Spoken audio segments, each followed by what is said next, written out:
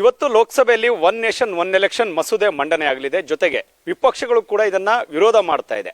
ಆದರೆ ಇದನ್ನ ಮಂಡನೆ ಆದ ಬಳಿಕ ಜೆಪಿಸಿಗೆ ಹೋಗುತ್ತಾ ಅಥವಾ ಚರ್ಚೆಗೆ ಅವಕಾಶವನ್ನ ಮಾಡಿಕೊಡೋದಕ್ಕೆ ಎಲ್ಲ ಒಂದು ಬೆಂಬಲವನ್ನು ಕೊಡ್ತಾವ ಅನ್ನೋದ್ರ ಬಗ್ಗೆ ಕೂಡ ನಾವು ಇವತ್ತು ಮಾತನಾಡೋಣ. ನಮ್ಮ ಜೊತೆ ಮಾತನಾಡೋದಕ್ಕೆ ಸಂಸದರಾಗಿರುವಂತಹ ಗೋವಿಂದ ಕಾರಜೋಳ ಇದ್ದಾರೆ. ಸರ್, ಈಗ ಒನ್ ನೇಷನ್ ಒನ್ ಎಲೆಕ್ಷನ್ ಇದು ಮಸೂದೆ ಮಂಡನೆ ಆದರೆ ಯಾವ ರೀತಿಯಾದಂತಹ ಲಾಭ ಇರುತ್ತೆ? ಇದು ಕಾಯ್ದೆಯಾಗಿ ರೂಪ ಆದಮೇಲೆ ದೇಶಕ್ಕೆ ಯಾವ ರೀತಿಯಾದಂತಹ ಲಾಭವಾಗುತ್ತೆ? ಕೇವಲ ಆರ್ಥಿಕತೆಯನ್ನು ಹೊರತುಪಡಿಸಿ ಬೇರೆ ಯಾವ ರೀತಿಯಾದಂತಹ ಇಲ್ಲಿ ದೇಶಕ್ಕೆ ಜೊತೆಗೆ ಚುನಾವಣೆಯಲ್ಲಿ ಬದಲಾವಣೆಗಳಾಗೋದನ್ನ ನಾವು ನಿರೀಕ್ಷೆ ಮಾಡ್ಬೋದು ಅಂತ ಎಂದು ಲೋಕಸಭೆಯಲ್ಲಿ ಮಂಡಿಸ್ತಕ್ಕಂಥ ಒಂದು ರಾಷ್ಟ್ರ ಒಂದು ಚುನಾವಣೆ ಬಿಲ್ ಏನದ ತಂದದ್ದಕ್ಕಾಗಿ ನರೇಂದ್ರ ಮೋದಿಜಿಯವರಿಗೆ ನಾನು ಅಭಿನಂದನೆಗಳನ್ನು ಸಲ್ಲಿಸಲಿಕ್ಕೆ ಬಯಸ್ತೇನೆ.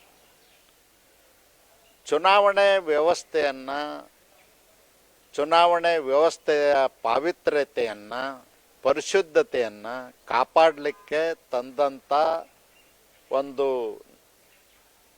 ಪರಿಕಲ್ಪನೆ ಇರತಕ್ಕಂಥ ಬಿಲ್ ಇದು. ಭಾಳ ದೂರದೃಷ್ಟಿಯಿಂದ ಆಲೋಚನೆ ಮಾಡಿ ನರೇಂದ್ರ ಮೋದಿಜಿಯವರ ಸರ್ಕಾರ ಈ ಬಿಲ್ಲನ್ನು ಇಂದು ಮಂಡಿಸ್ತಾ ಇದೆ.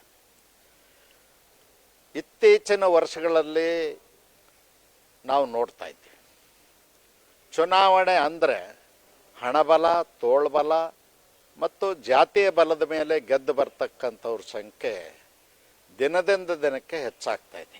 ಇದರಿಂದ ದೇಶದ ಪ್ರಜಾಪ್ರಭುತ್ವಕ್ಕೆ ಒಂದು ಕಳಂಕ, ಇದೊಂದು ಅಪಾಯಕಾರಿ ಬೆಳವಣಿಗೆ ಅಂತ ನಾನು ಹೇಳಲಿಕ್ಕೆ ಬಯಸ್ತೀನಿ.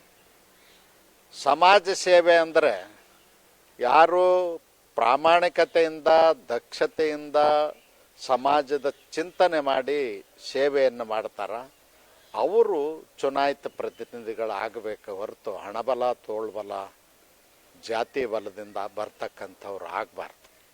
ಅದಕ್ಕಾಗಿ ಇವತ್ತು ನರೇಂದ್ರ ಮೋದಿಜಿಯವ್ರ ಸರ್ಕಾರ ದೂರದೃಷ್ಟಿಯಿಂದ ಇದನ್ನು ತಂದಿದೆ. ಸರ್, ಈಗ ತಾವೇ ಹೇಳಿದಂತೆ ಹಣಬಲ ಜೊತೆಗೆ ಜಾತಿ, ಸಮುದಾಯ ಬಲ ಇದೆಲ್ಲವನ್ನು ಕೂಡ ಹೇಳಿದ್ರಿ. ಆದರೆ ಒಬ್ಬ ವ್ಯಕ್ತಿ ಅಭ್ಯರ್ಥಿ ಪದೇ ಪದೇ ರಾಜೀನಾಮೆಯನ್ನು ಕೊಡುವಂಥದ್ದು, ಪದೇ ಪದೇ ಚುನಾವಣೆಗೆ ಸ್ಪರ್ಧೆ ಮಾಡುವಂಥದ್ದು, ಇದೆಲ್ಲದರಲ್ಲಿ ಏನಾದರೂ ಬದಲಾವಣೆಯನ್ನು ತರೋದಕ್ಕೆ ಅವಕಾಶ ಇದೆಯಾ ಈ ಒಂದು ಮಸೂದೆಯಲ್ಲಿ ಅಂತ? ತರಲಿಕ್ಕೆ ಅವಕಾಶ ಇದೆ. ಈಗ ನಾವು ಬಿಲ್ಲನ್ನು ಇನ್ನೂ ಮಂಡಿಸಿದ ಮೇಲೆ ನೋಡ್ತೀವಿ, ಇನ್ನೂ ನೋಡಿಲ್ಲ. ಇವತ್ತು ಚರ್ಚೆಗೆ ಬಂದ ಮೇಲೆ ನೋಡ್ತೀವಿ.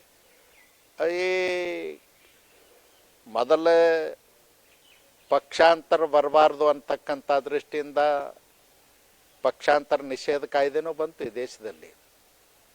ಆದರೆ ಪಕ್ಷಾಂತರ ಮಾಡ್ತಕ್ಕಂಥವರು ಬೇರೆ ಬೇರೆ ದಾರಿ ಹಿಡಿದು ಪಕ್ಷಾಂತರ ಮಾಡ್ತಾ ಇದ್ದಾರೆ.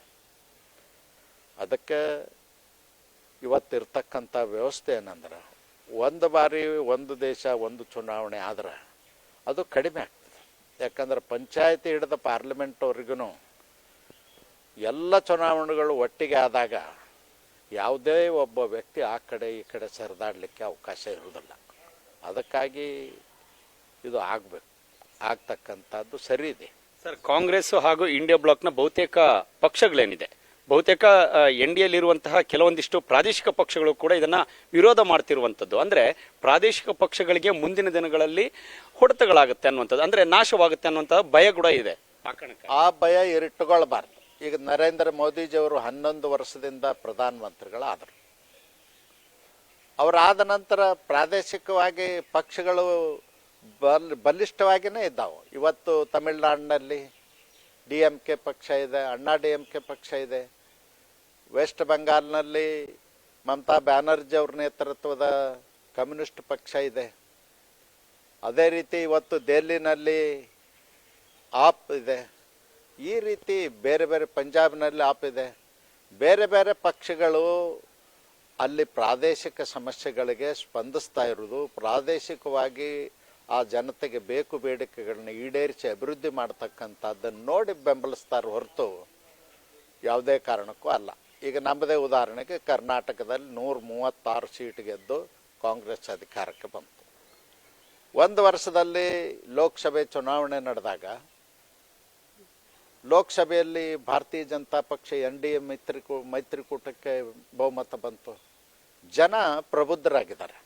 ದೇಶ ಮತ್ತು ರಾಜ್ಯ ಪ್ರಾದೇಶಿಕವಾಗಿರ್ತಕ್ಕಂಥದ್ದನ್ನು ವಿಂಗಡಣೆ ಮಾಡಿ ಮತ ಚಲಾಯಿಸುವಂಥ ಪ್ರಬುದ್ಧತೆ ದೇಶದ ಜನರಲ್ಲಿ ಇದೆ. ಒನ್ ನೇಷನ್ ಒನ್ ಎಲೆಕ್ಷನ್ ಈ ಒಂದು ಮಸೂದೆಯಿಂದ ಕುಟುಂಬ ರಾಜಕಾರಣದಲ್ಲಿ ಏನಾದರೂ ಬದಲಾವಣೆಗಳಾಗುತ್ತಾ, ಅದನ್ನ ನಿರೀಕ್ಷೆ ಮಾಡಬಹುದಂತ? ನೋಡಿ, ಕುಟುಂಬ ರಾಜಕಾರಣ ಬದಲಾವಣೆ ಆಗೋದು ಆಗದೇ ಇರೋದು ಆಯಾ ವ್ಯಕ್ತಿಗಳ ನಡವಳಿಕೆ ಮತ್ತು ಅವರ ಸಮಾಜ ಸೇವೆ ಮೇಲೆ ಆಗ್ತದೆ ಹೊರತು ಬೇರೆ ಕಾರಣಕ್ಕಲ್ಲ.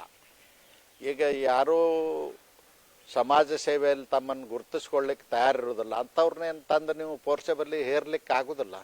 ಯಾರು ಸಮಾಜ ಸೇವೆಯಲ್ಲಿ ಆಸಕ್ತಿ ಹೊಂದಿರ್ತಾರೆ, ಯಾರು ಆ ಚಟುವಟಿಕೆಯಲ್ಲಿ ತೊಡಗಿಸ್ಕೊಂಡಿರ್ತಾರ ಅಂಥವ್ರು ಬರ್ತಾರೆ. ಯಾರೂ ಏನು ಮಾಡಲಿಕ್ಕೆ ಆಗೋದಿಲ್ಲ. ಯಾಕಂದರೆ ಇದು ಪ್ರಜಾಪ್ರಭುತ್ವದ ವ್ಯವಸ್ಥೆಯಲ್ಲಿ ಕುಟುಂಬ ರಾಜಕಾರಣ ಅನ್ನೋದು ಹೋಗ್ತದಂತ ನಾನು ತಿಳ್ಕೊಂಡಿಲ್ಲ. ಈ ದೇಶದಲ್ಲಿ ನಾವು ಸಾವಿರಾರು ವರ್ಷಗಳ ಇತಿಹಾಸವನ್ನು ತೆಗೆದು ನೋಡಿದಾಗ ರಾಜ ಮಹಾರಾಜರು ಕುಟುಂಬಗಳೇ ಆ ರಾಜ್ಯವನ್ನು ಆಳಿದ್ದಾರೆ. ದೇಶದ ತುಂಬ ರಾಜರೇ ಇದ್ದರು. ತಂದೆ ಆದ ನಂತರ ಮಗ, ಮಗ ಆದ ನಂತರ ಮೊಮ್ಮಗ, ಅಣ್ಣ ಆದ ನಂತರ ತಮ್ಮ, ಈ ರೀತಿ ದೇಶದ ಆಡಳಿತವನ್ನು ಮಾಡಿದ್ದಾರೆ. ಅದಕ್ಕಾಗಿ ಅಷ್ಟು ಸುಲಭವಾಗಿ ಹೋಗ್ತದಂತ ನನಗನ್ಸಿಲ್ಲ. ಏನು ಇವತ್ತಿನ ಈ ಒಂದು ಮಸೂದೆ ಜೆಪಿಸಿಗೆ ಹೋಗೋ ಸಾಧ್ಯತೆ ನಿರೀಕ್ಷೆ ಮಾಡಬಹುದು ಸರ್? ವಿಪಕ್ಷಗಳು ಕೂಡ ವಿರೋಧವನ್ನು ವ್ಯಕ್ತಪಡಿಸಿದೆ. ಹಾಗಾಗಿ ವಿಪಕ್ಷಗಳು ಕೂಡ ನಮಗೆ ಬೆಂಬಲಿಸ್ತವೆ, ಖಂಡಿತವಾಗಿಯೂ ಬಿಲ್ ಪಾಸ್ ಆಗ್ತದೆ ಅನ್ನೋ ನಂಬಿಕೆಯಿಂದ ನಾನು ಪಾರ್ಲಿಮೆಂಟ್ಗೆ ಹೋಗ್ತಾ ಇದ್ದೇನೆ. Thank you sir. ಇದಿಷ್ಟು ಸಂಸದರಾಗಿರುವಂತಹ ಗೋವಿಂದ್ ಕಾರಜೋಳರ ಮಾತುಗಳು. ನವದೆಹಲಿಯಿಂದ ಪವನ್ ಜೊತೆ ಸಂತೋಷ ಸಳ್ಳಿ, ಪವರ್ ಟಿವಿ.